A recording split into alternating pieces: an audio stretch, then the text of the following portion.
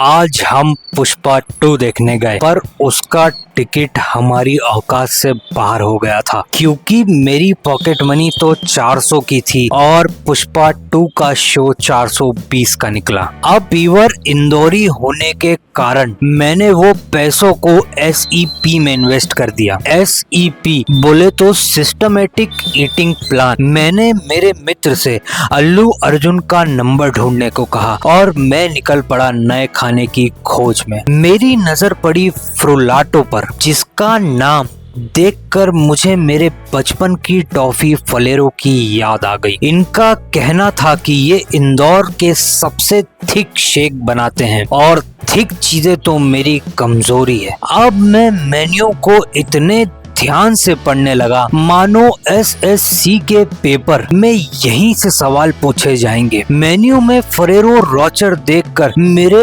आंसू निकल गए, क्योंकि ये वही चॉकलेट थी जो मेरी एक्स खा खा कर मेरी जेब खाली कर देती थी। ये दुख भरी दास्तां सुनकर भैया के आंखों से भी आंसू आ गए और उन्होंने मुझे फ्री में शेक दे डाला। तभी मेरे दोस्त का कहना था कि उसकी पोटैटो अर्जुन से बात हो गई है और थोड़ी देर में पुष्पा 2 की स्क्रीनिंग यहीं पर हो जाएगी। मैंने मित्र को उसी तरह चिल्लाया जिस तरह यहाँ हरी टोपी वाली बहन जी अपने होने वाले खसम को चिल्ला रही थी, जिसका एंजॉयमेंट मैं शेक पीते पीते उठा रहा था। यहाँ शेक वाले भैया भी मेरी एक्स से कम नहीं निकले और उन्होंने भी मेरा काट दिया। शेक के नाम पर गिलास में हींग क्रीम डालकर दे दी, जैसे हम तो बेवकूफ हैं और हमें तो क्या ही पता चलेगा। तभी मेरी नजर शंकर सुगंधी मेहंदी वाले बाबा पर पड़ी, जिन्होंने प्रमोशन के नाम पर अपने अंड बंड को भी कलर कर रखा था। शेक खाते खाते मैं ये सोच रहा था कि क्या मैं कभी इसको पी भी पाऊंगा या सिर्फ खाता ही रहूंगा। तभी वहाँ उत्पात और आतंक मचाता हुआ छोटा राजपाल का जेरोक्स कॉपी भी मुझे दिखा, जिसे देखकर मेरे मुंह से अर्तन बर्तन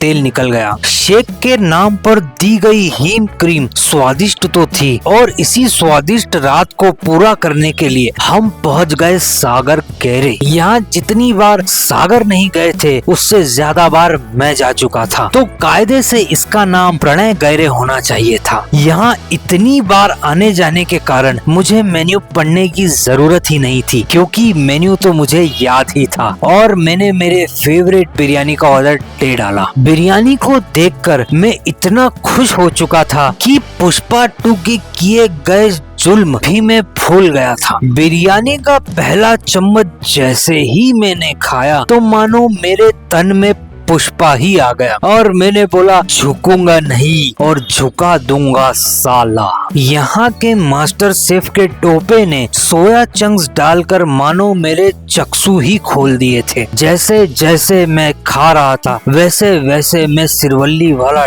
डांस करने लगा। अगर आपको भी मेरा सिरवल्ली वाला डांस देखना है तो वीडियो को लाइक करें, चैनल को सब्सक्राइब करें और इसे शेयर करें। मैं आपको पर्सनल DM में मेरा सिरवल्ली वाला डांस भेज दूंगा। धन्यवाद।